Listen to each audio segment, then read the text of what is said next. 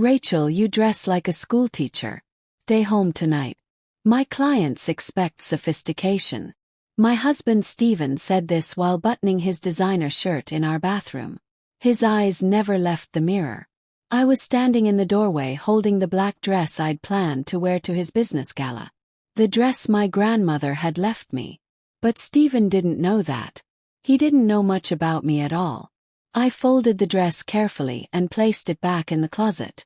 Okay, I said. My voice was calm, steady, like water before it becomes ice.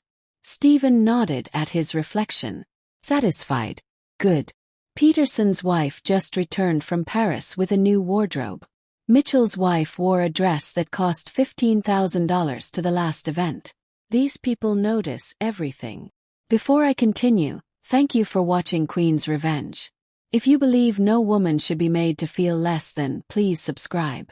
Your support helps these stories reach others who need to hear them. Stephen turned from the mirror. Looked at me for the first time that morning. You understand, don't you, Rachel? At this level, image is everything. First impressions matter. We only get one shot with these Dubai investors. 6 years of marriage, and he still thought I didn't understand business. I wanted to tell him those same Dubai investors had requested 3 meetings with me last quarter. That they'd flown me to their country twice. That they called me by my first name and asked about my family. Instead, I straightened his already perfect collar, playing the role I'd perfected over 6 years of this marriage.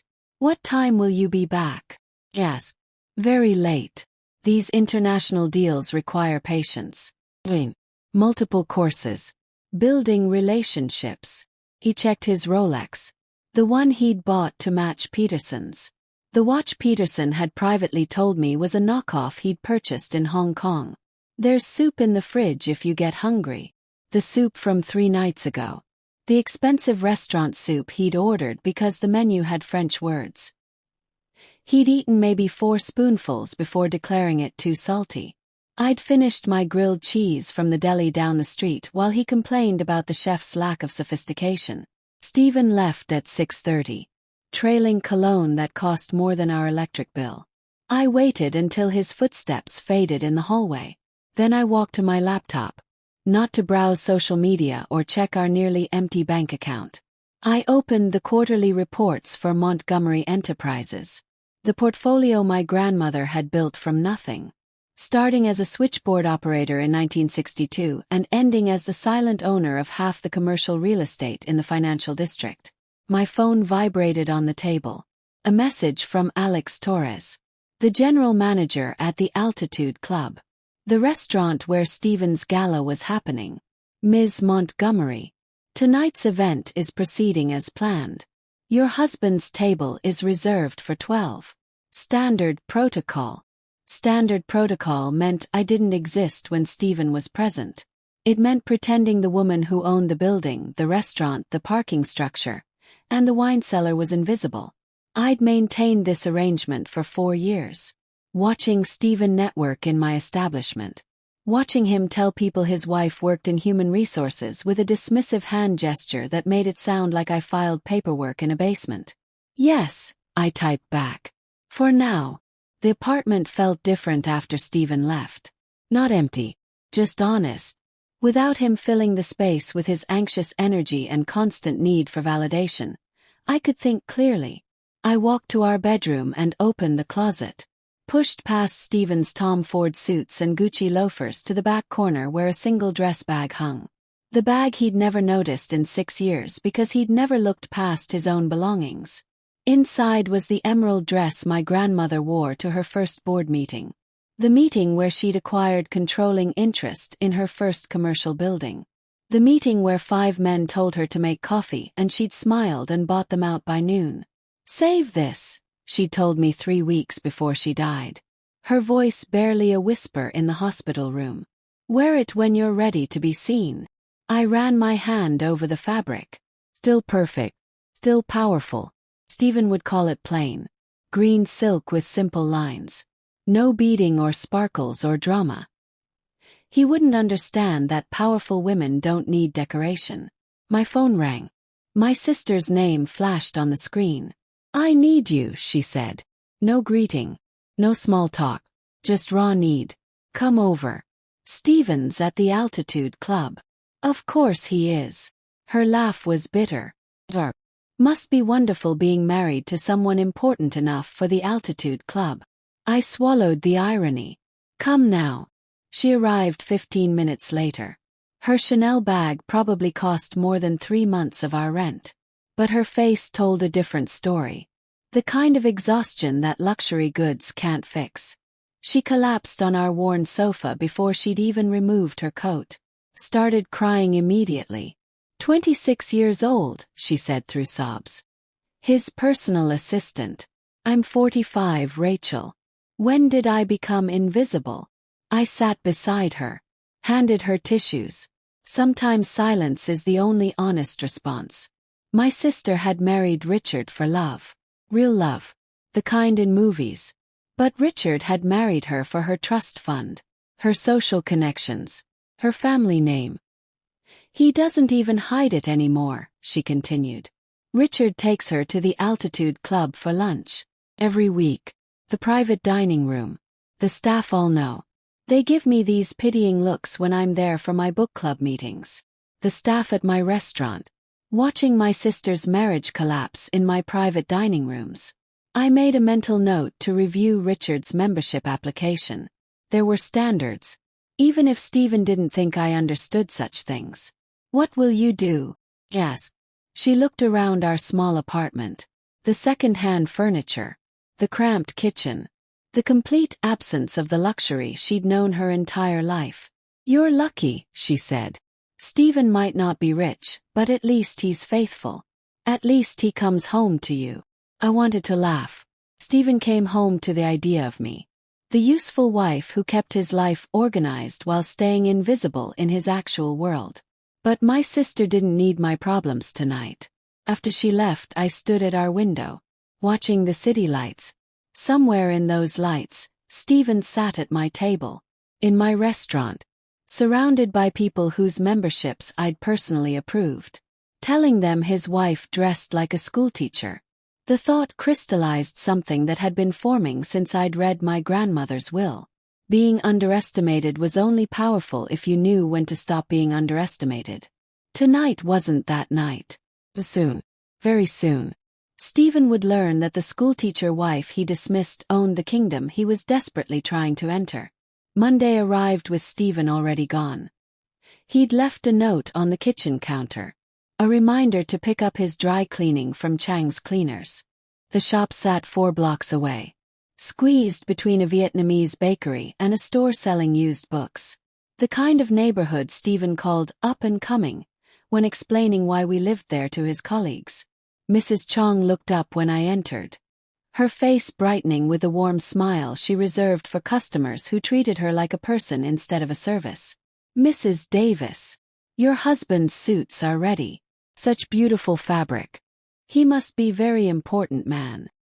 He works very hard, I said. Pulling out my wallet. She disappeared into the back. Returned with 6 suits wrapped in plastic. As she rang up the order, she paused. Tilted her head. I saw him Thursday at that fancy Altitude Club. My nephew works there. Parking cars. Very exclusive place. Thursday. Stephen had texted me that morning about an emergency client meeting. Said he'd be in depositions until evening. Couldn't even break for lunch. I kept my expression neutral. He has many meetings there. Yes. With that blonde woman. Very beautiful. Very loud laugh. My nephew says you can hear it all the way to the valet stand. She must be important client. They seem very close. My grip tightened on my credit card. But my face remained calm. Stephen works with many people. Every Thursday, Mrs. Chong continued. Conversational. Innocent. My nephew says same table every week. By the window with the city view. Same woman. She must be very important. I signed the receipt. My signature shakier than usual. Thank you, Mrs. Chong. Outside, I stood on the sidewalk holding $6,000 worth of suits. Processing what I just learned.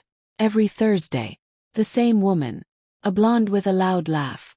Stephen had worked late every Thursday for 5 months, always with elaborate excuses about difficult clients and urgent briefs.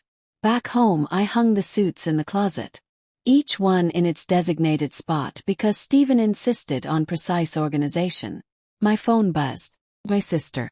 Can I come over? Richard's at another business trip, and I can't stand being alone in that house. She arrived 20 minutes later with coffee and pastries from the French bakery Stephen always said we couldn't afford. We sat at my small table. I watched her tear apart a croissant without eating any of it. I need the bathroom, she announced suddenly, standing before I could respond. But instead of bathroom sounds, I heard her footsteps stop in the hallway. Then silence. Then a sound like all the air being sucked from the apartment. I found her sitting on the hallway floor. Papers scattered around her like fallen leaves. Financial statements, property deeds, investment portfolios. And there, right in front of her, the Altitude Club ownership documents with my name printed in bold letters at the top. Rachel. Her voice came out strange. What is this? I knelt beside her. Started gathering papers with steady hands. Something Stephen doesn't know about. Doesn't know about. Her voice rose. You own the Altitude Club. The restaurant where Richard and Stephen practically live. Where I have my book club meetings. Grandmother left it to me. Among other things. Her eyes scanned the documents. Her expression shifting from shock to confusion to something harder. Something like anger on my behalf. $90 million. You have $90 million in assets. And Stephen doesn't know. He never asked. He assumed I was exactly what I appeared to be. But why? Why hide this? I leaned back against the wall. The papers pressed against my chest. Grandmother spent 40 years being invisible in boardrooms, watching men steal her ideas and take credit for her work. She wanted to know if Stephen loved me or loved what I could provide. And Thursday lunches with a blonde woman. Every week. Same table by the window. My sister's face darkened. That cheating piece of, she stopped. Looked at me with new understanding. You're planning something. I'm waiting, I corrected. There's a difference. She helped me return everything to the closet. Then sat at the kitchen table with different energy. New energy.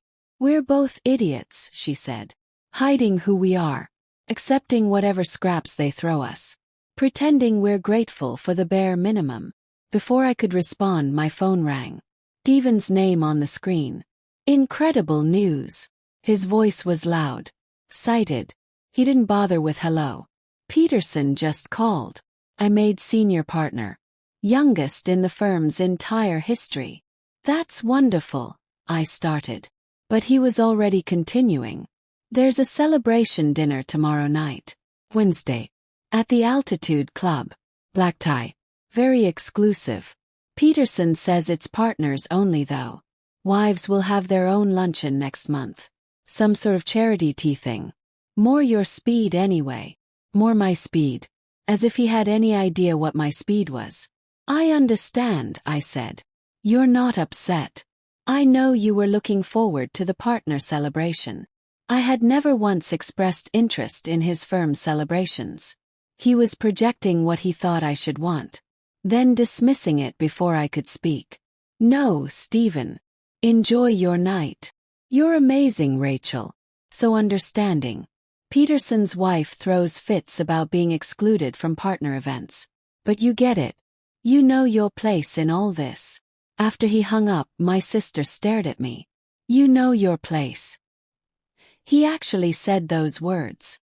He says many things. That night, Stephen practiced his acceptance speech in the bathroom. The door was open. His voice echoing off the tiles as I lay in bed pretending to read. He thanked Peterson for the mentorship. Mitchell for believing in him.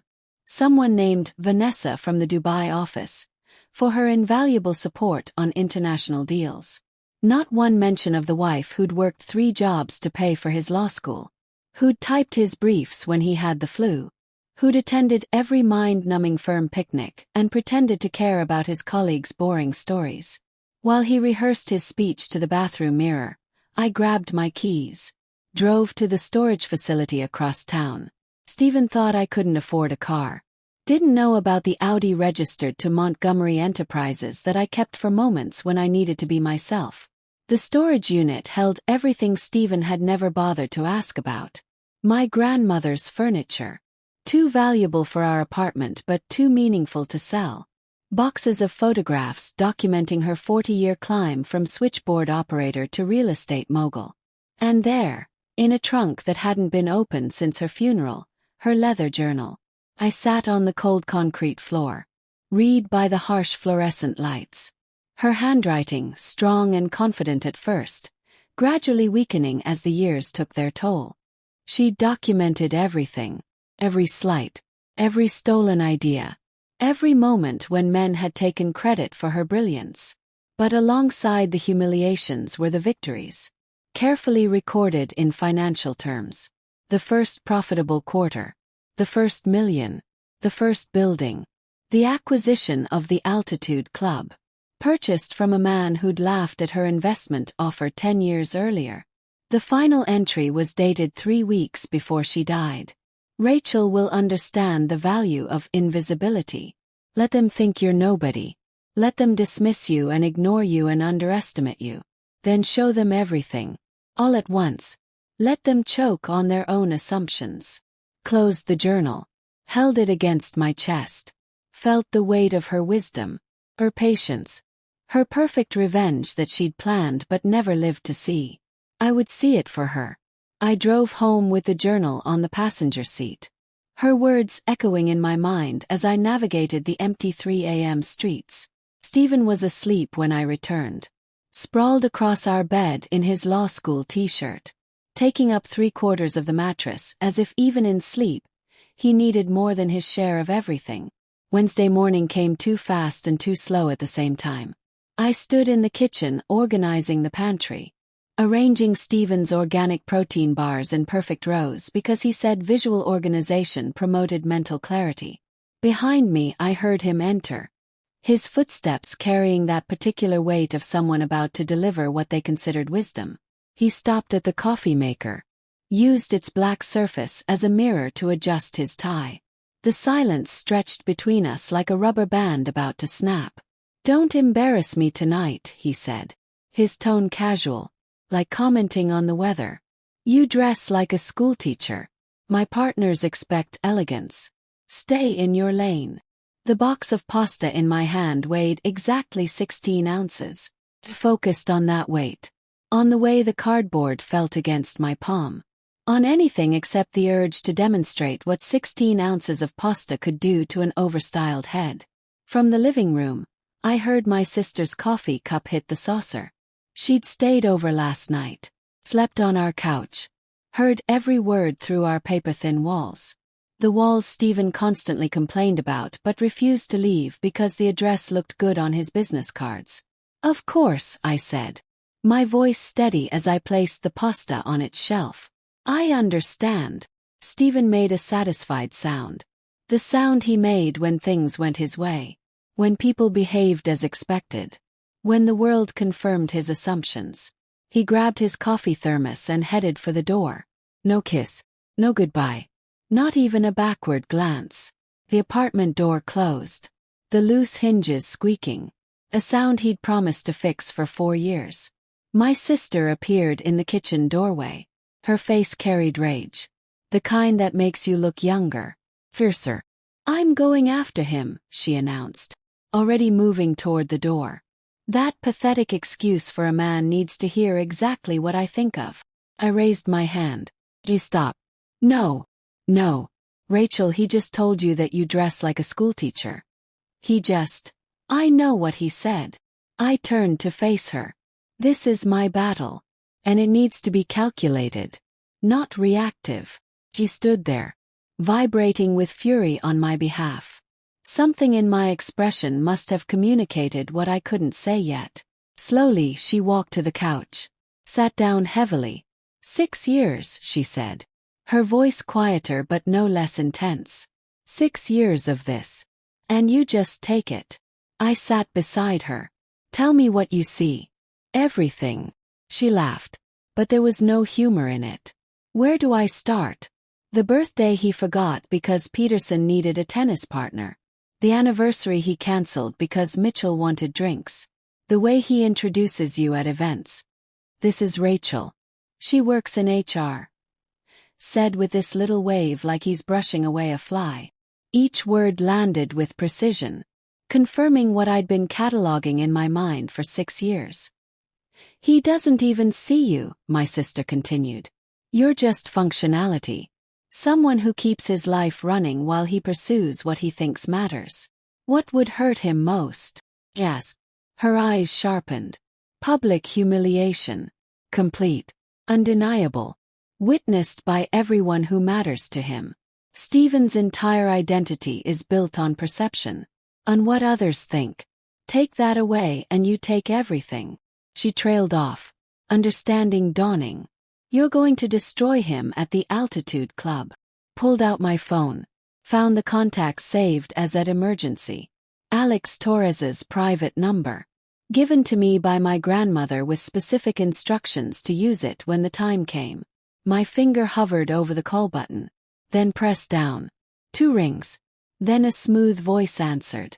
Ms. Montgomery. I've been waiting for this call. Hello, Alex. 20 years I worked for your grandmother.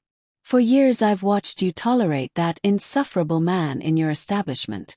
I wondered when you'd finally be ready. You knew. Ms. Montgomery, I've known since your first visit. Your grandmother showed me your photograph every week during her final year. This is Rachel, she'd say. She'll understand when she's ready. My throat tightened. The image of my grandmother dying but still planning my vindication. I'm ready. Excellent. The partner celebration is tonight. Your husband requested the Skyline room. He has good taste in rooms he cannot afford. Alex chuckled. Shall we discuss arrangements? I assume you'll want Marcus present. The photographer. The very same. He's documented every significant Altitude Club moment for 15 years. Very discreet. But his images have a way of circulating among the membership. We spent 30 minutes on details. The seating arrangement that would place Stephen at what he thought was the power position, but would actually become a stage for his downfall. The timing that would maximize impact. The specific moment when Alex would make his announcement. After appetizers. Before the main course. When alcohol had loosened tongues but hadn't yet clouded judgment. After ending the call, I looked at my sister. She'd been listening with barely contained glee. I need clothes. You need armor, she corrected. Grabbing her purse and keys. And I know exactly where to find it. The drive to Saks felt like crossing into enemy territory. My sister pulled up to valet. Ignored my protest about the cost. Led me through doors I'd only ever walked past. The private shopping suite occupied the entire top floor. Accessible only by appointment. A space Stephen didn't know existed because he'd never thought to look beyond his own world. I pulled out the platinum card linked to Montgomery Enterprises. The one Stephen had never seen because he'd never asked about my wallet's contents. The personal shopper's eyes widened at the card. Heavy metal. No limit. Recognizing serious wealth. How may I assist you? Her entire demeanor shifting. I need something that commands a room, my sister said before I could speak. Something that makes men stand when she enters. What followed was a transformation. The emerald dress from my grandmother. Matching it with Louboutin heels that added 4 inches and changed my entire bearing. Diamond earrings from my grandmother's collection. Retrieved from the safety deposit box Stephen didn't know existed. Standing before the 3-way mirror, I didn't recognize myself. Not schoolteacher Rachel who organized pantries and accepted insults. This was someone who owned buildings. Who controlled access. Who could end careers with a word. This was who my grandmother had always known I could become. My sister dropped me home. The bags hidden in her trunk. The doorman, Mr. Williams, gave his usual nod. unaware I'd already signed the papers to quadruple his salary when I took direct ownership of the building next week. Tuesday came. Stephen left early for what he called strategy sessions. I now knew were extended lunches with Vanessa Mitchell. I waited until his car disappeared, then walked 6 blocks to the building Stephen had never noticed. The one with Montgomery Enterprises listed discreetly on the directory. My real office occupied the entire 15th floor. Floor-to-ceiling windows overlooking the city my grandmother had conquered in silence. The city I now controlled openly in my private life. Stephen believed I spent Tuesdays volunteering at the library. A fiction he'd created that I'd never corrected. The irony of him explaining basic business concepts to me while I managed a $90 million portfolio never stopped being absurd. I sat at my desk, pulled up the Altitude Club's membership database. The master files containing far more than names and credit card numbers. Every incident, every complaint, every whispered scandal that Alex had meticulously documented over 20 years. My grandmother's insistence on thorough record-keeping now serving as ammunition. Peterson's file opened first. Inherited membership from his father in 2008. Approved despite 5 separate incidents of what the reports delicately termed inappropriate workplace conduct. For settlements paid quietly. One server who'd quit after Peterson cornered her in the wine cellar. Stephen worshipped this man. Called him a visionary. I made notes about tonight's seating, ensuring Peterson had a perfect view of his protégé's destruction. Mitchell's file was equally interesting. His wife Vanessa, the blonde with the loud laugh who lunched with my husband every Thursday. She'd spent 4 years lobbying for membership. The file contained 28 letters, each more desperate, offering increasingly large donations, promising referrals of wealthy friends. She'd finally gained approval only after her father, a federal judge, threatened to audit our liquor licenses. The desperation in her campaign would serve me well. Martinez had tried to buy his way in with a $100,000 donation. Before anyone explained the Altitude Club didn't accept bribes, only merit. His file included a note from Alex. Money without class. Approved only because of wife's pharmaceutical connections. Monitor closely for violations. Tonight would be his last dinner at my establishment. My phone buzzed. My sister. You need to see this. Coming now. She arrived 15 minutes later. Face flushed with discovery. Without speaking, she handed me her phone. Vanessa Mitchell's Instagram account. Already open. The evidence spread before me like a roadmap. 20 photos over 6 months. All geotagged at the Altitude Club. All featuring Stephen despite Vanessa's careful cropping. But I recognized everything. My husband's watch. His hands. The way he held his wine glass with his thumb and forefinger instead of the stem. Power meetings with brilliant minds, read one caption from 6 weeks ago. Stephen's collar visible at the frame's edge. Discussing international ventures with someone special, from last month. His reflection caught in her champagne flute. Some conversations change your whole life, posted 2 days ago. His monogrammed cuff links clearly visible as he reached across the table. My sister screenshot each photo, while I sat back in my grandmother's chair, understanding washing over me. This wasn't about my appearance. Stephen hadn't rejected me for dressing like a schoolteacher. He'd already chosen my replacement. Someone whose husband traveled 11 months of the year. Someone whose desperate need for status matched his own. She's been stalking him, my sister said quietly. Look at the progression. The photos get bolder. The captions more intimate. She's marking territory. Let her mark all she wants. After tonight, neither of them will be welcome in any property I own. Wednesday passed in careful preparation.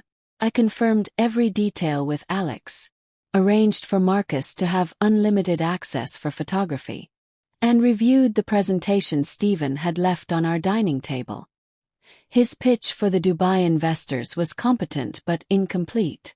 missing the property holdings and international partnerships that would seal the deal. Information I possessed that he'd never thought to ask about. Wednesday evening arrived. Gray skies, humid air, the kind of weather that made Stephen anxious about his hair.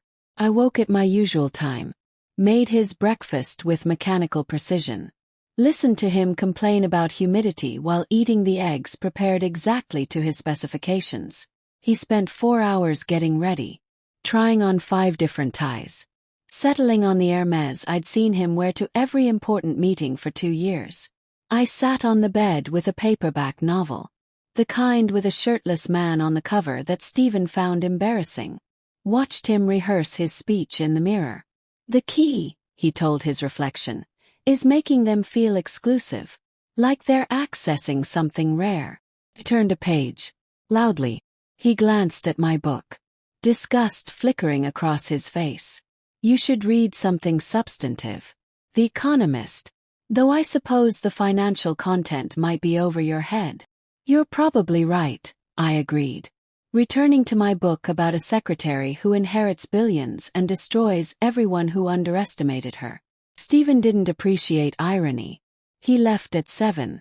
Spent 10 minutes in the hallway mirror adjusting every detail, explaining that partner celebrations ran very late, that I shouldn't wait up, that the conversations would be about complex international finance, things that would bore me. He suggested I order Chinese food, maybe watch one of those reality shows that required no thinking. The door closed. No kiss, no affection. A ritual we'd abandoned so long ago I couldn't remember what his lips felt like. 25 minutes later I stood in the bathroom, beginning the transformation my grandmother had taught me. Those final months when she could barely walk but still insisted on board meetings. This wasn't about beauty. Stephen was right that I looked like a schoolteacher. This was about presence. About becoming someone who commanded attention through power rather than appearance. The emerald dress slipped on like liquid silk, transforming my frame into something architectural. The Louboutins changed everything, forcing my spine straight, my shoulders back. The diamond earrings caught light like captured fire. The same earrings my grandmother wore to every meeting where men tried to buy her out or push her aside or steal her companies. My sister arrived to help with hair, sweeping it into the elegant twist my grandmother had worn for 40 years of corporate warfare. She handed me the leather portfolio, the one containing ownership documents, proof of what Stephen had never bothered to discover. The car waited outside. James at the wheel of the Audi Stephen didn't know existed. When he saw me descending the steps, his eyes filled with tears. "Ms. Rachel," he said, voice thick with emotion, "you look exactly like her. The night she destroyed the Davidson Group board." James pulled the Audi onto the Altitude Club's private drive. The smooth precision of someone who'd made this journey 1,000 times, though never with me in the back seat. Through tinted windows, I watched the building emerge, glass and steel and money, rising into the night sky, lit from below with golden lights that made the structure glow like something sacred. This was my building, though I'd only entered through service entrances. The few times I needed to sign documents Alex couldn't bring to my office. 7:55 Ms. Montgomery, James announced, eyes meeting mine in the rearview mirror. "Shall I pull to the main entrance?" "Yes. Let them see everything." The Audi glided to a stop beneath the portico, where Christopher, the head valet who'd worked these doors for 18 years, stood ready. The moment he saw the license plate, Me 0001, my grandmother's personal designation, his entire posture transformed, his efficient movements becoming reverent as he reached for my door. "Ms. Montgomery," he breathed, then caught himself. "Mrs. Davis. Welcome to the Altitude Club." The name correction hung heavy. Every staff member knew the Montgomery name. The stories of my grandmother's monthly inspections, her exacting standards, her ability to remember every employee's name despite running multiple companies. They'd been waiting 4 years to see if I would claim my inheritance publicly. I stepped from the Audi, The click of my heels on marble announcing my arrival like thunder before a storm. Through the glass doors, I saw lobby staff abandoning professional composure, trying to get a better view of the woman they'd only known through signatures on paychecks. Robert Chin, the head concierge who'd started as a coat check attendant under my grandmother's management. He approached with measured steps that couldn't hide his urgency, his usual perfect composure showing cracks. A tremor in his hands, eyes bright with something between excitement and vindication. "Mrs. Davis," he said, voice carrying 40 years of hospitality expertise. "Everything has been arranged per your specifications. The Skyline room is prepared. Staff has been briefed. Mr. Torres awaits you in the observation lounge. And my husband." Robert's expression shifted, professional discretion battling personal opinion. "Mr. Davis arrived 1 hour ago with partners from his firm. He's currently entertaining the Dubai delegation." The pause before entertaining told me everything. I could picture Stephen 3 drinks deep, performing his power broker routine in my establishment, while actual power stood in the lobby in 4-inch heels. "Vanessa Mitchell." Yes. Seated immediately to Mr. Davis's right. Her proximity has been noted by several partners' wives. Of course it had. Vanessa's social climbing was as subtle as a car alarm, and the wives of the Altitude Club had spent decades perfecting the art of documenting inappropriate behavior for future use. I walked through the lobby, my heels creating rhythm against marble that seemed to draw every eye. The night manager actually curtsied, an involuntary movement she tried to convert into reaching for papers. For servers carrying champagne trays stopped mid-stride to watch me pass. The atmosphere shifted, as if the building itself recognized its true owner had finally arrived. The observation lounge occupied a mezzanine level, overlooking main dining rooms through specially treated glass. You could see out. No one could see in. Alex Torres stood at the windows, silver hair catching soft lighting as he observed the Skyline room below. "Punctual as always," he said without turning. "Your grandmother would be proud."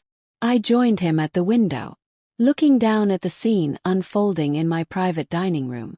The Skyline room was the Altitude Club's masterpiece. Circular, floor-to-ceiling windows offering panoramic city views. A Swarovski chandelier costing more than most people's houses. A table seating 24 but tonight holding only 12. Stephen sat at what he believed was the head position, his back to the entrance. A position that would have made my grandmother laugh out loud. "Never sit with your back to the door," she taught me. "That's how you miss your enemies arriving." He gestured wildly with his champagne flute, face flushed with alcohol and self-importance. The Dubai executives, Mr. Al-Rashid, Ms. Khalid, Mr. Hamdan. According to my files, they maintained polite interest that didn't quite mask boredom. They'd heard this pitch before.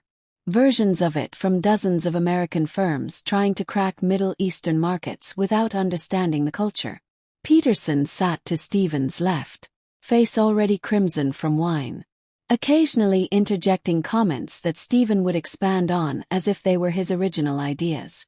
Mitchell hunched over his phone, typing with focused intensity, probably managing the crisis of his wife's increasingly obvious attraction to my husband.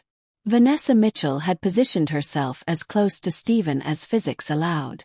Chair angled toward him, body language broadcasting availability to anyone with functioning eyes. Every few seconds she touched him, his arm, his shoulder, the back of his chair, each contact lasting a beat too long to be casual. Her wedding ring, an obscene display of diamonds her husband bought to compensate for his absence, catching light with every gesture. Martinez sat at the far end, excluded from main conversation but laughing too loudly at every joke, desperate to be included in a circle that would never fully accept him. His wife, a timid woman who looked like she'd rather be anywhere else, clutched her purse and said nothing. "Your husband is on his 6th glass of champagne," Alex observed clinically. His presentation skills deteriorate significantly after 4. Let him drink. Loose lips reveal true character. Alex pulled out his tablet, swiping through screens with practiced efficiency. The photographer is positioned in the southeast corner. Clear angles of the entire table. Staff instructions are to serve appetizers at 8. Main course at 8:40. Your entrance is scheduled for 8:15. After appetizers but before business discussions begin. He showed me another screen. Membership records for everyone at the table. Their violations, their payments, their secrets, all catalogued in my grandmother's meticulous system. Martinez has 4 violations this month alone, Alex noted. All involving inappropriate comments to female staff. His membership is already flagged for review. After tonight, it won't matter. Below us, Steven stood, raising his champagne for what appeared to be a toast. Even through soundproof glass, I could see his mouth forming words. His free hand gesturing to encompass the room. The moment, his imagined triumph. He's toasting to the future, Alex translated. Reading lips with expertise from decades in hospitality. To partnerships that transcend borders. To success that average people can only imagine. Average people. The phrase burned in my chest. Fuel for what was coming. Ms. Khalid speaks fluent English, Alex continued. Though she's been politely pretending otherwise to avoid Steven's condescending attempts at conversation. Mr. Al-Rashid and Mr. Hamdan decided to decline the proposal yesterday. Their assistant informed me they're only staying out of professional courtesy. Steven sat to applause from his colleagues, basking in approval, while Vanessa whispered something in his ear that made him smile. The kind of smile I hadn't seen directed at me in 4 years. Alex closed his tablet, turned to face me fully.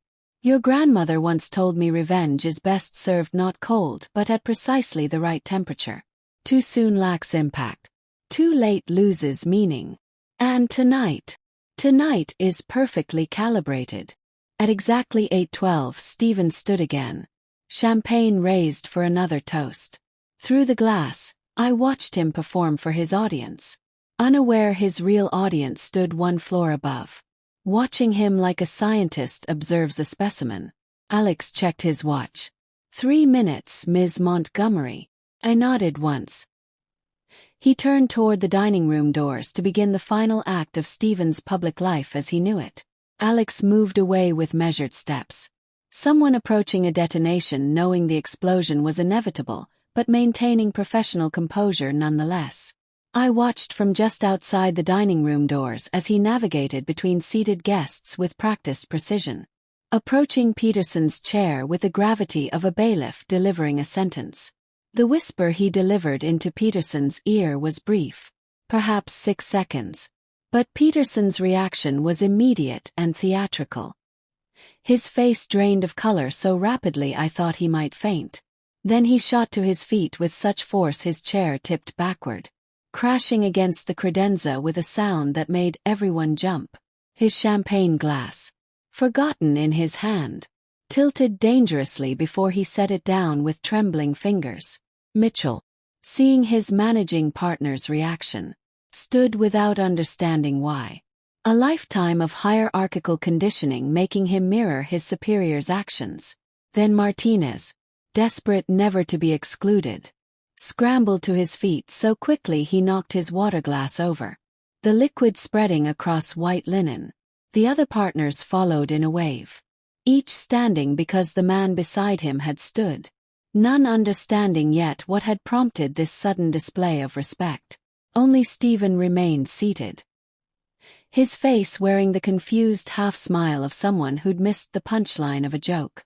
He looked from Peterson to Mitchell to the standing executives, his mouth opening to ask what was happening when Peterson reached down, physically grabbed his arm, hauled him to his feet with surprising strength for a man who spent his days behind a desk. What's going on? Steven's voice carried that irritated edge he used when things didn't proceed according to his script. Alex's voice filled the skyline room with the kind of clarity that comes from decades of commanding attention in spaces designed for power. Gentlemen, Ms. Rachel Montgomery, owner and chairman of Montgomery Enterprises, proprietor of the Altitude Club. The silence that followed was so complete I could hear my own heartbeat. Even the servers, trained to be invisible, froze mid-motion. The only sound was Vanessa Mitchell's sharp intake of breath, a gasp that seemed to go on forever. I pushed open the doors, entered my domain. Each click of my heels against marble counted down the seconds of Stephen's old life. I didn't hurry. This moment, this walk, this revelation had been building for 6 years. And I would savor every second. The emerald dress moved with me like liquid shadow, the diamonds at my ears catching light from the Swarovski chandelier above, throwing tiny rainbows across the walls. Stephen's face began its transformation in real time. A masterclass in psychological collapse that I watched with detached fascination. First came confusion. His eyebrows drawing together as he tried to process why everyone was standing for his schoolteacher wife. The one he'd told to stay in her lane just days ago. Then recognition. His eyes widening as they took in the dress, the shoes, the jewelry. All of it worth more than he'd claimed we had in our entire savings. Finally, the horror. That dawning, crushing realization as his brain finally connected Alex's words with the woman walking toward him. His mouth opened, closed, opened again. No sound emerged. He looked like a fish pulled from water, gasping for something that was no longer available. His hand reached for his champagne. Knocked it over. The golden liquid spread across white tablecloth like a prophecy fulfilled. Vanessa Mitchell's reaction was almost as satisfying. Her perfectly manicured hand flew to her throat in a gesture that would have seemed theatrical if it weren't so genuine. Color drained from her face, leaving expensive makeup looking like a mask against pale skin. She took a half step backward, then another, trying to put distance between herself and the catastrophe she'd helped create. Alex pulled out the chair at the head of the table, the one Stephen had been occupying with such authority moments before. I sat with the deliberate grace my grandmother had drilled into me during those long afternoons when she'd made me practice sitting and standing until my muscles ached. The chair received me like a throne accepting its rightful occupant.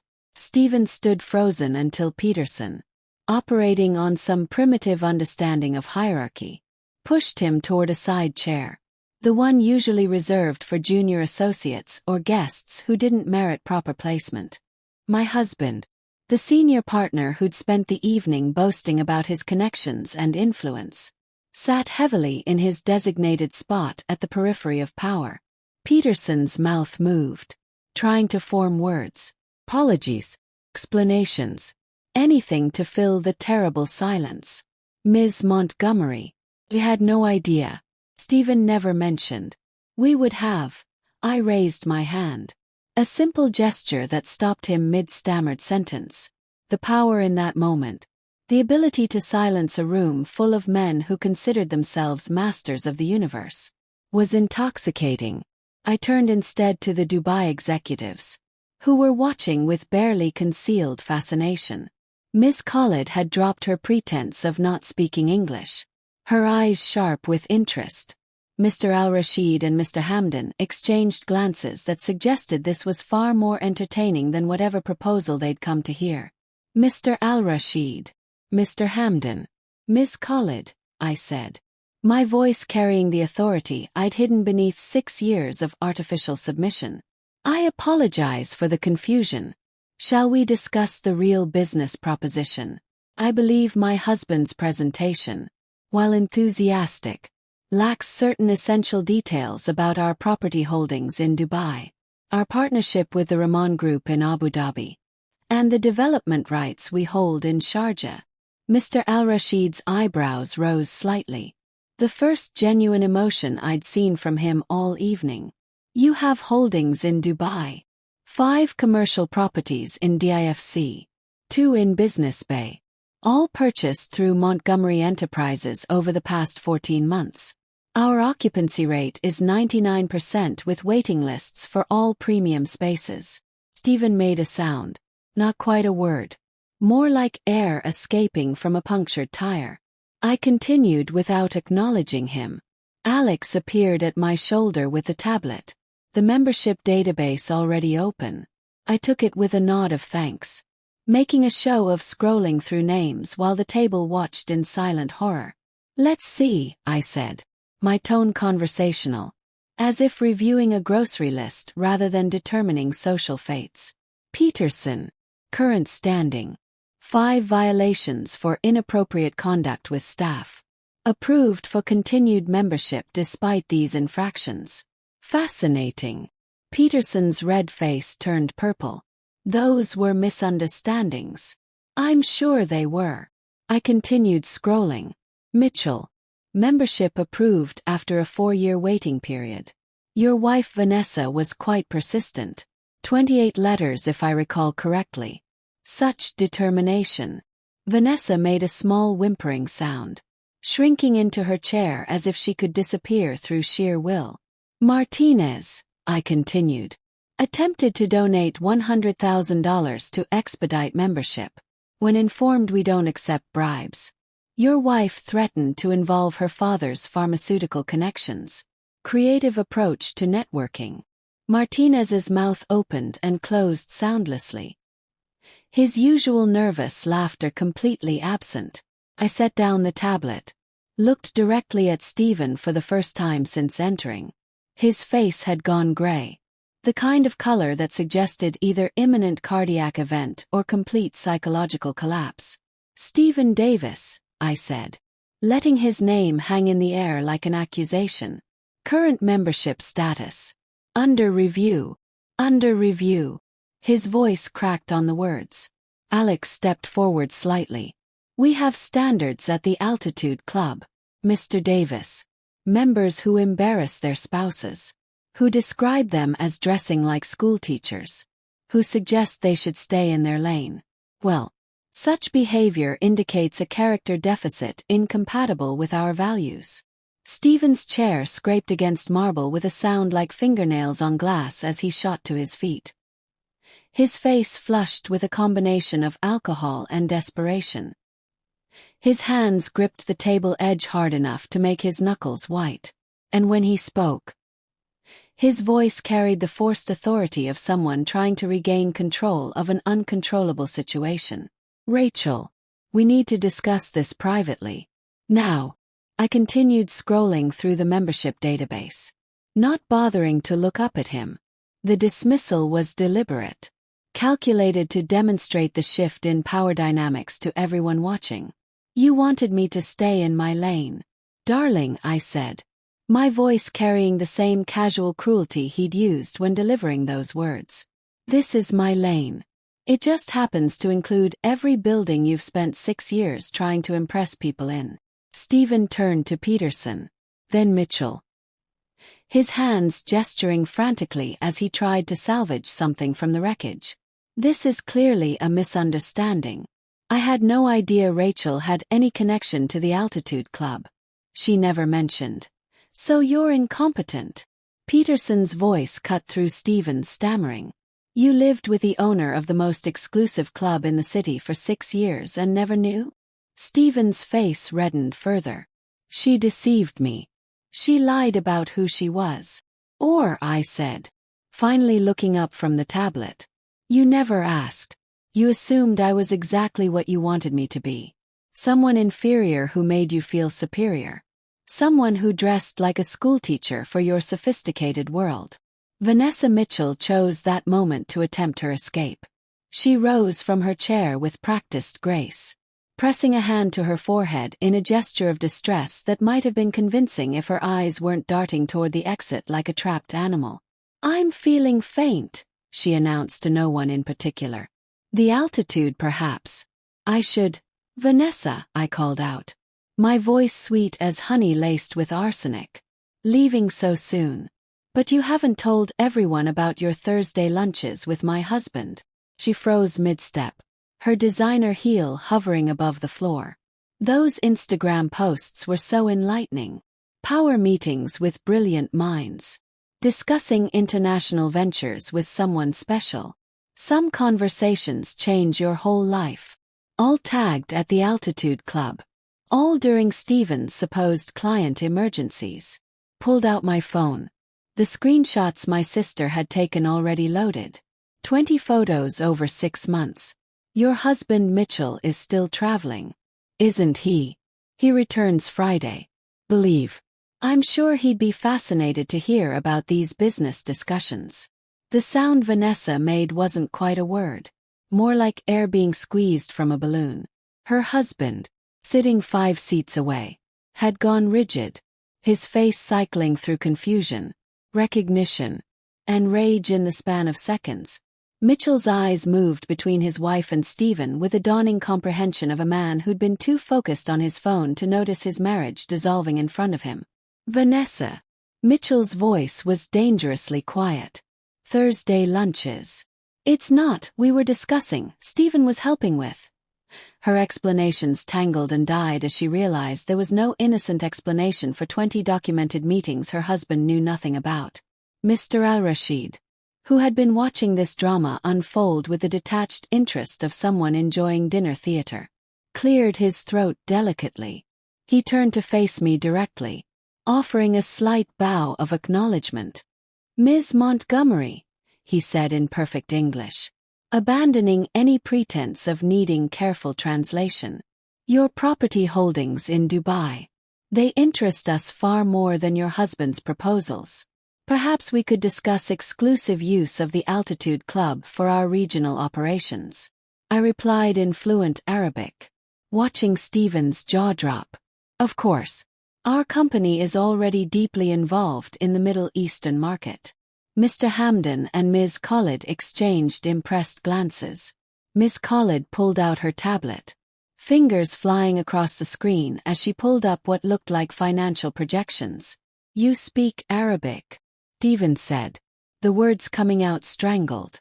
5 years of lessons while you thought I was volunteering at the library, I replied, switching back to English. Tuesday and Thursday mornings. You never asked what I was doing there. I turned my attention fully to the Dubai executives, conducting the rest of the negotiation in their language while Stephen sat in stunned silence, unable to follow a conversation that was determining his professional future. Within 7 minutes, we'd outlined the framework for a $50 million exclusive partnership that would give their company permanent space at the Altitude Club and first rights to 5 of my commercial properties in Dubai. Peterson tried to interject something about the existing proposal from Davis and Associates, but Mr. Al-Rashid dismissed him with a polite but firm gesture. We prefer to work with partners who value transparency, Mr. Al-Rashid said, looking pointedly at Stephen, and who understand that respect in personal relationships reflects on professional capabilities. The deal that Stephen had spent 10 months pursuing, the one that would have secured his promotion to managing partner, evaporated in less time than it took to serve dessert. I stood, smoothing my dress with deliberate calm, and looked down at my husband one last time. Alex, I said, and the general manager stepped forward immediately. Please process Mr. Davis's membership termination tonight. Effective immediately. No. Stephen's protest came out as almost a shout. You can't do this. I pay $40,000 a year for that membership. Paid, I corrected. Past tense. Your final statement will be prorated through today. This is vindictive. This is business, I interrupted. The same kind of business you've been conducting while telling me I dressed like a schoolteacher. Alex pulled out his phone, typing quickly. Security will meet you at the coat check if you have any personal items to collect. Mr. Davis. Your access has been revoked as of. He checked his screen. 8:37 p.m. The partners who had spent the evening celebrating Stephen's success were now physically backing away from him, their bodies angling toward the door as if his failure might be contagious. Peterson had actually taken 5 steps backward. Mitchell was still staring at his wife with undisguised fury. Martinez had somehow managed to edge himself almost entirely out of the room. Marcus, the photographer who had been documenting Altitude Club events for 15 years, moved through the chaos with practiced invisibility, his camera capturing every moment. Stephen's devastation as he realized his world had collapsed. Peterson's desperate attempt to distance himself from his protégé. Vanessa's tears as her husband gathered his coat and left without a word. The Dubai executives shaking my hand with genuine respect. And through it all, I stood at the head of the table in my grandmother's diamonds. No longer dressing like a schoolteacher. No longer hidden. No longer willing to stay in any lane but my own.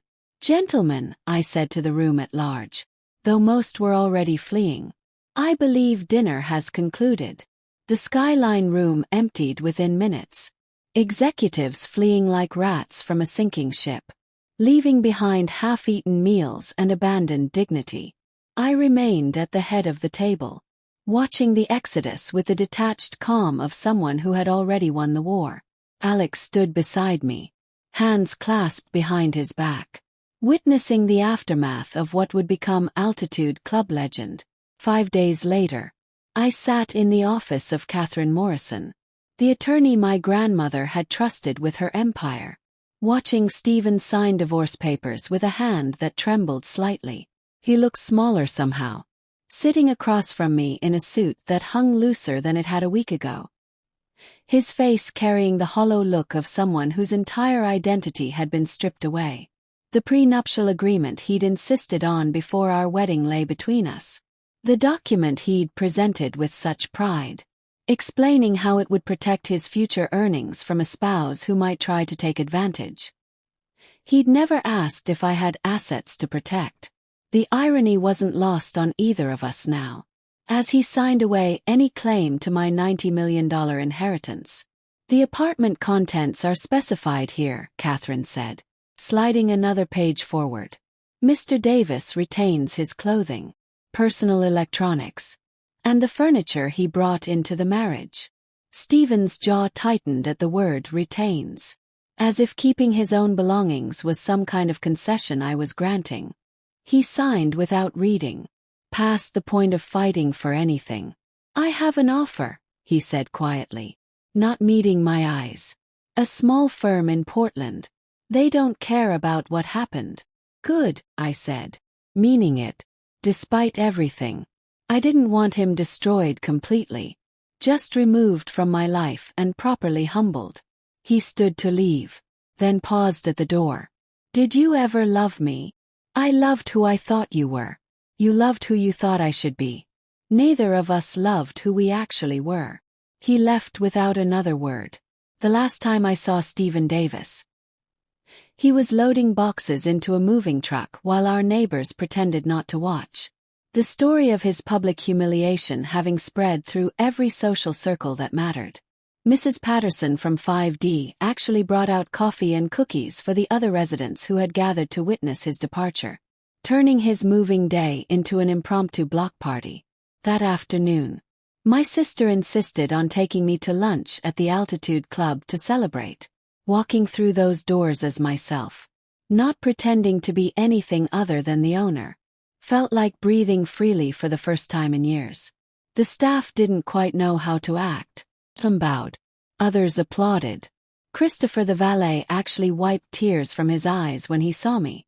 We sat in the main dining room, not the Skyline room with its recent memories. And Alex personally selected a bottle of champagne from the cellar. Dom Perignon, 1996, he announced with ceremony, presenting it like a sacrament. "That's a $5,000 bottle," I protested. "It was your grandmother's favorite," he replied. "She could never afford it during her switchboard operator years. But she bought a case the day she closed on the Altitude Club. She said someday her granddaughter would drink it in celebration." My sister raised her glass once Alex had poured, her eyes bright with unshed tears. "I have a confession," she said. "I've known about your inheritance all along." The champagne glass paused halfway to my lips. "What?" "Grandma Rebecca told me in the hospital. Those last weeks when you were at work and I'd sit with her during the day. She made me promise to watch over you but never tell you about the money. Rachel needs to learn this lesson herself, she said. Being underestimated is only a weapon if you learn how to wield it. I thought about all those moments when my sister had bitten her tongue, watching Stephen diminish me, knowing I could buy and sell him 1,000 times over. That must have been torture. The hardest thing I've ever done. But she was right. You had to discover your own power in your own time. We toasted my grandmother's memory with champagne she dreamed of drinking when men called her sweetheart, and asked her to fetch coffee while stealing her ideas. Over the following months, I reshaped my life on my own terms. I kept our small apartment but bought the entire building. Not for profit but for purpose. The Rebecca Montgomery Foundation's first project converted it into affordable housing for women leaving bad marriages. Women who needed what I'd had. Time to discover their own worth. I still shopped at discount stores when the mood struck. Still clipped coupons from the Sunday paper because my grandmother taught me that wealth without wisdom breeds poverty. The habits of frugality she'd instilled weren't about need anymore, but about remembering where power truly comes from. Not from money, but from understanding value. When I walked into the Altitude Club now, everyone stood. Not from fear or obligation, but from genuine respect. I'd earned my place through revelation rather than inheritance. At business forums where I spoke about property development and women's economic independence, young women took notes while their bosses tried to pretend they hadn't dismissed me as Stephen's schoolteacher wife at dozens of events. Peterson approached me at one such forum, his face carrying the permanent flush of embarrassment it had worn since that night in the Skyline room. "Ms. Montgomery, I want to apologize again for—" "Stop," I said. "You've apologized 32 times by my count. Either mean it and change, or stop saying it." He nodded and scurried away. But I noticed later that he'd promoted 4 female associates that week. Vanessa Mitchell disappeared from the social scene entirely after her husband filed for divorce. The last anyone heard. She was working at a boutique in Oregon, selling handbags to women who didn't know her history.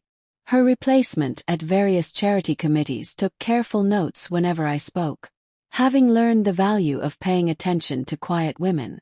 On the first anniversary of my revelation at the Altitude Club, I finally opened the envelope my grandmother's lawyer had given me with strict instructions to wait until I understood. The paper inside was thin, her handwriting shaky but determined. "My dearest Rachel," it began. "Being plain is not about faces or fashion. It's about letting others reveal themselves while you build your empire in silence.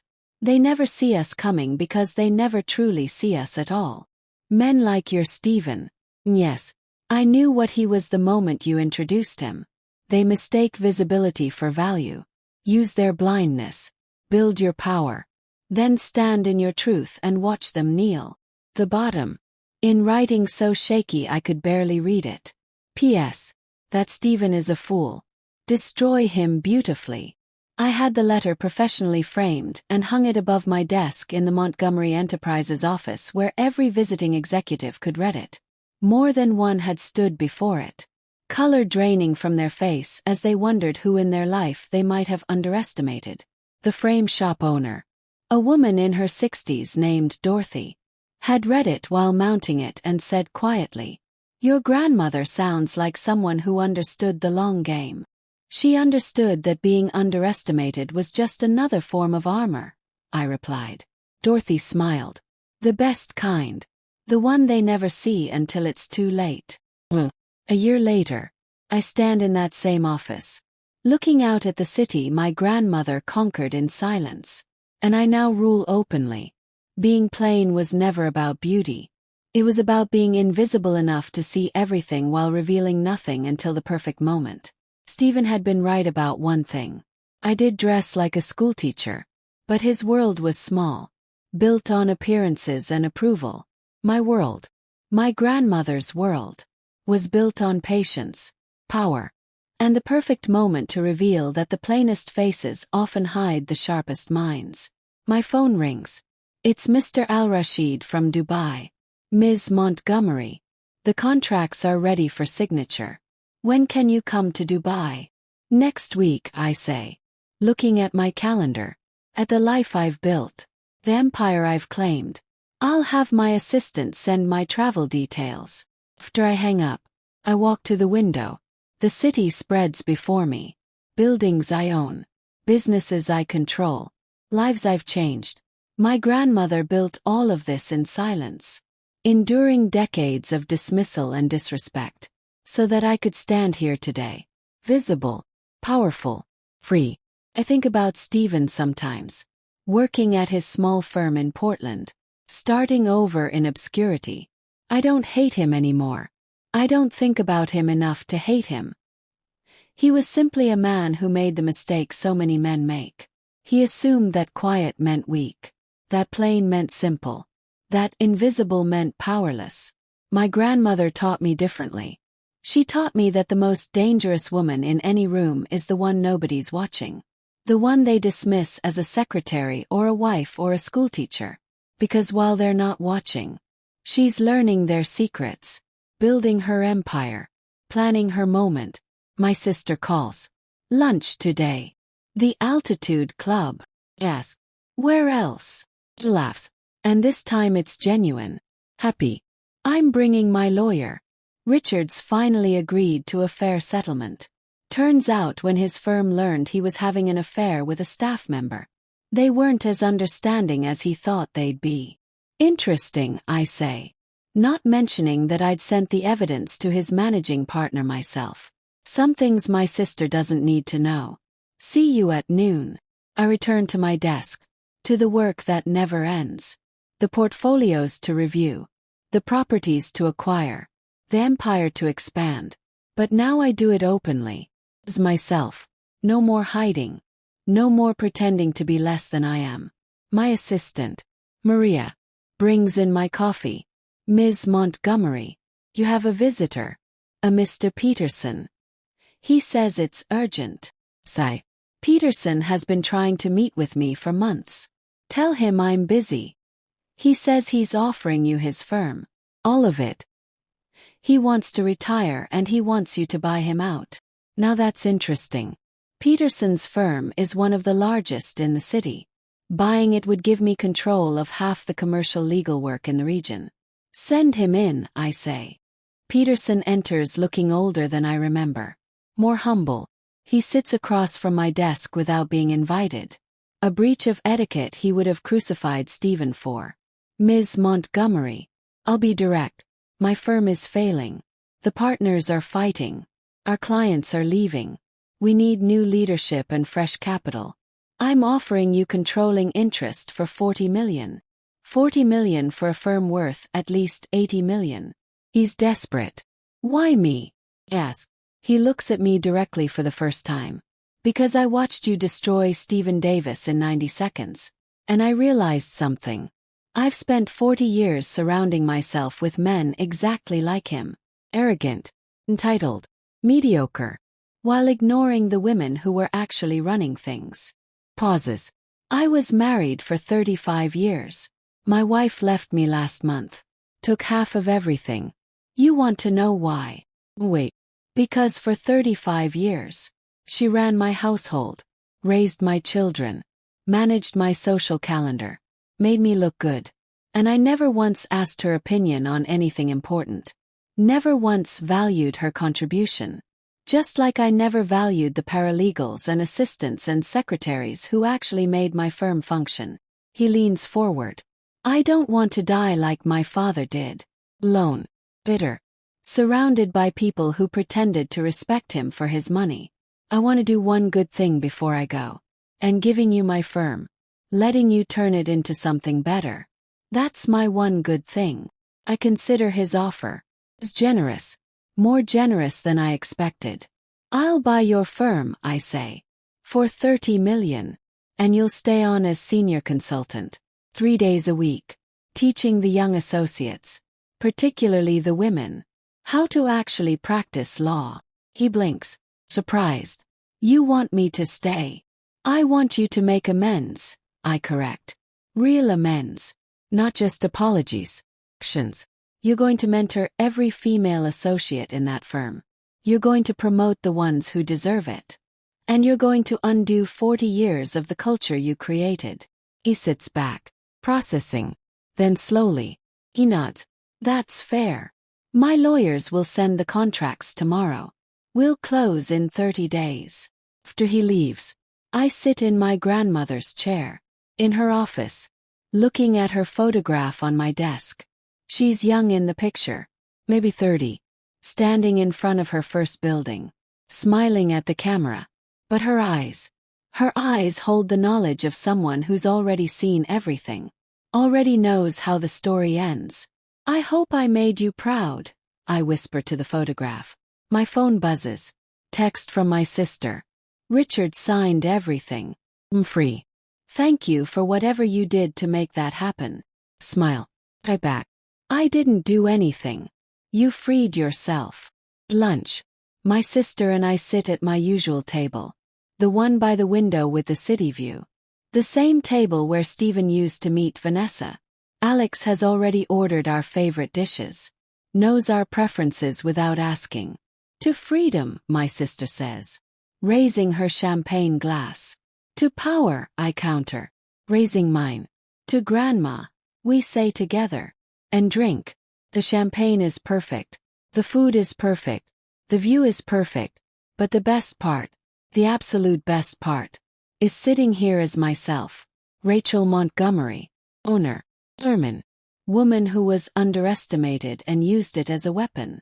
The city spreads below us, full of people who think they know how power works, who think it's about being loud, being visible, being aggressive. They don't understand what my grandmother understood. What I now understand. Real power is silent, patient, invisible until the perfect moment. It's the secretary who's actually running the company, the wife who's actually running the household, the schoolteacher who's actually running the city. It's every woman who's been told to stay in her lane, and smiled, and said, okay, while building an empire in secret. My sister is talking about her plans, a foundation for women leaving abusive marriages, using her settlement money to help others escape. Listen, nod, offer suggestions, but part of my mind is already moving forward, already planning the next acquisition, the next move. The next revelation, 'cause this is who I am now, who I've always been. I'm the woman who owns the room, even when nobody knows it. I'm the woman who built an empire while her husband thought she worked in HR. I'm the woman who waited 6 years for the perfect moment, and when that moment came, destroyed everything with precision and grace. I'm my grandmother's granddaughter, and I'm just getting started. After lunch, I return to my office. Maria hands me a stack of messages. 3 property offers. All in the financial district. All from sellers who want to work with you specifically. Flip through them. Good properties. Fair prices. Accept all 3. Tell them we close in 60 days. All 3. Maria's eyes widen. That's 45 million in acquisitions. I know, I say. Walking to my office, closing the door behind me. I stand at the window, looking out at my city, at the buildings I own, the businesses I control, the life I've built. Stephen is somewhere in Portland, starting over, learning humility, maybe becoming a better person. I don't wish him ill. I don't wish him anything. He's simply a chapter in my story. Brief 1. Already forgotten. Vanessa is selling handbags in Oregon, learning that beauty and manipulation only get you so far, that real power requires substance. Peterson is signing over his firm, learning that redemption requires action, not just words. Mitchell is divorced, learning that ignoring your marriage has consequences. And me. I'm standing in my grandmother's office, in my office, building on the foundation she laid. Expanding the empire she started. Living the life she dreamed of but never fully enjoyed. My phone rings again. An unknown number. I almost don't answer. But something makes me pick up. Ms. Montgomery. An unfamiliar woman's voice. Yes. My name is Jennifer. I'm a reporter with Business Weekly. I'm doing a story on successful women in commercial real estate. Your name keeps coming up. Would you be willing to be interviewed? A year ago, I would have said no. Would have stayed invisible. But that's not who I am anymore. Yes, I say. I'd be happy to talk. Wonderful. Can I ask, what's the secret to your success? How did you build such an impressive portfolio? I think about my grandmother. About 6 years of being underestimated. About Stephen telling me to stay in my lane. About every woman who's ever been dismissed as too plain, too quiet, too simple. The secret, I say, is letting people underestimate you, while you're building something they can't even imagine. That's fascinating. Can you elaborate? Come to my office tomorrow, I say. I'll tell you everything. After I hang up, I realize this is the first time I've agreed to tell my story publicly. The first time I've chosen visibility over silence. My grandmother built her empire in secret. But I don't have to. Times have changed.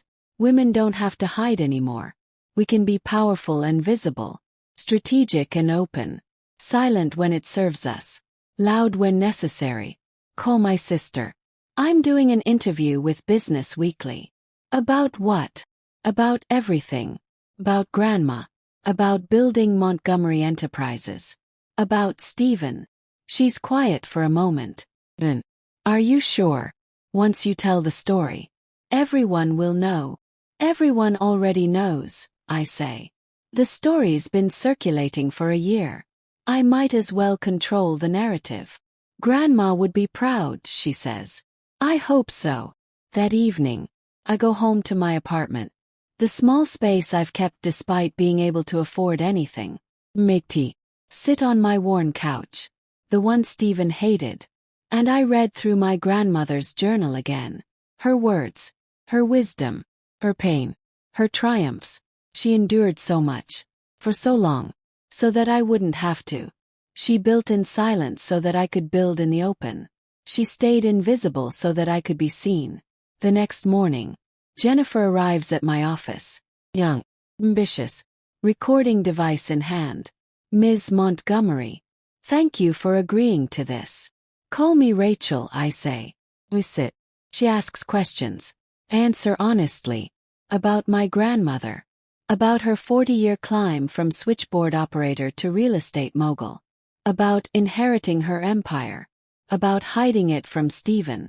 About the night I revealed everything. Why did you hide it? Jennifer asks. Why not just tell him from the beginning? Because my grandmother wanted me to learn something. She wanted me to see who Stephen really was. Without the influence of money. And what did you learn? That he didn't love me. He loved the idea of me. The convenient wife who stayed out of his way. The moment I became inconvenient, became powerful, became visible, he couldn't handle it. Do you regret the marriage? I consider the question. Really consider it. No, I say finally. Because it taught me something important. Taught me that being underestimated is a gift. If you know how to use it. How do you use it? You watch. You listen. You learn. While everyone else is talking and performing and demanding attention. You're gathering information. Building power. Planning your moment. Jennifer writes furiously. And when the moment comes, you strike with precision. You reveal everything. You take what's yours. Some people might call that manipulative, Jennifer says carefully. Some people might call it survival, I counter. My grandmother spent 40 years having her ideas stolen, her work dismissed, her contributions erased. She learned to protect herself. To build power where men weren't looking. That's not manipulation. That's adaptation. What advice would you give other women in similar situations? I lean back in my chair. Think about all the women who are being underestimated right now. Being dismissed. Being told to stay in their lane. Build your empire in secret, I say. Let them think you're nobody. Let them dismiss you and ignore you and underestimate you. And while they're not watching, while they're too busy being impressed with themselves, you build something they can't even imagine. And then, when the moment is perfect, you show them everything, all at once, and watch them realize they never knew you at all. Jennifer stops writing, looks at me. That's powerful. That's reality, I say. For too many women. The interview runs another hour. We talk about my properties, my plans for expansion, the foundation I'm building for women leaving bad marriages. When Jennifer finally leaves, feel lighter, like I've shed some weight I didn't know I was carrying. My phone buzzes, a text from an unknown number. Against my better judgment. Open it. I saw the announcement about your Business Weekly interview.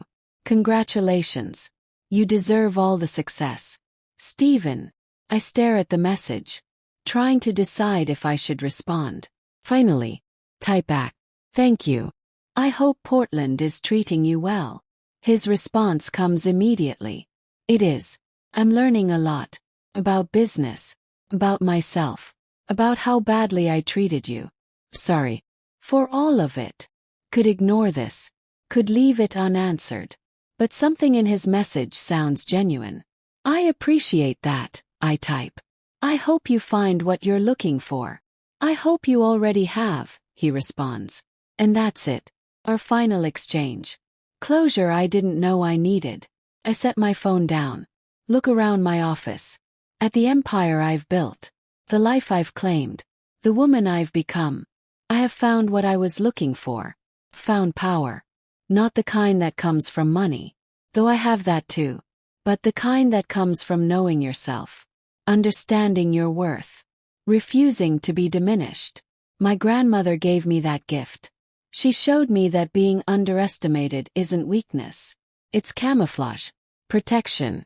Strategy. She showed me that quiet women can build empires. That invisible women can change cities. That plain women can own kingdoms. 3 months later, the Business Weekly article hits newsstands. My face on the cover. The headline reads, Rachel Montgomery, the quiet mogul who built a real estate empire in secret. The article is everywhere. Social media, news programs, business podcasts. Within days, I'm getting calls from other publications. Requests for speaking engagements. Invitations to join boards. The visibility is overwhelming, but also empowering. I'm no longer hiding, no longer pretending to be less than I am. I'm standing in my full power, and it feels incredible. My sister frames the magazine cover, hangs it in my office. Grandma would have loved this, she says. Looking at the photograph, she would have bought every copy in the city. I agree. That night, I stand at my office window. The city lights sparkling below. My city. The one I control. The one I've conquered. Not through aggression or dominance, but through patience, strategy, perfect timing. Think about Stephen. Working at his small firm. Reading about my success. I don't feel vindictive. I don't feel triumphant. I just feel free. Free from his judgment, his dismissal, his need to make himself feel bigger by making me feel smaller. Think about Vanessa, selling handbags, learning that beauty fades but character lasts. I think about Peterson, mentoring young women, learning that redemption requires humility. And I think about my grandmother, who started with nothing, built everything, and gave it all to me. Not just the money, not just the properties, but the wisdom, the strategy, the understanding that power doesn't always announce itself. Sometimes, the most powerful woman in the room is the one nobody's watching. My phone rings. It's Alex from the Altitude Club. Ms. Montgomery, we have a situation. A gentleman just requested a membership. Very insistent, very wealthy. But his background check raised some concerns. What kind of concerns? He has a pattern. 3 ex-wives. Multiple harassment complaints. All settled quietly. All buried under non-disclosure agreements. He's exactly the kind of member we don't want. Then deny him, I say. He's threatening legal action. Claims we're discriminating. Smile. This is exactly the kind of problem my grandmother trained me for. Let him threaten. We're a private club.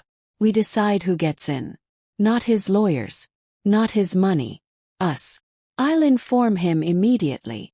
After I hang up, I return to the window. To my city. My empire. My life. This is who I am now. The woman who says no. Who sets boundaries. Who protects her space. The woman who was told to stay in her lane. And built an 8-lane highway instead. The woman who dressed like a schoolteacher. And owned the whole school. The woman who was underestimated. And turned it into her greatest weapon. This story of perfect revenge left you speechless.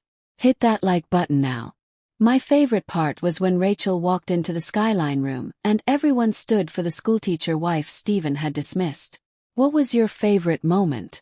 Drop it in the comments below. Don't miss more incredible stories like this. Subscribe to Queen's Revenge and hit that notification bell so you never miss an upload. Remember, sometimes the quietest person in the room is the one who owns it.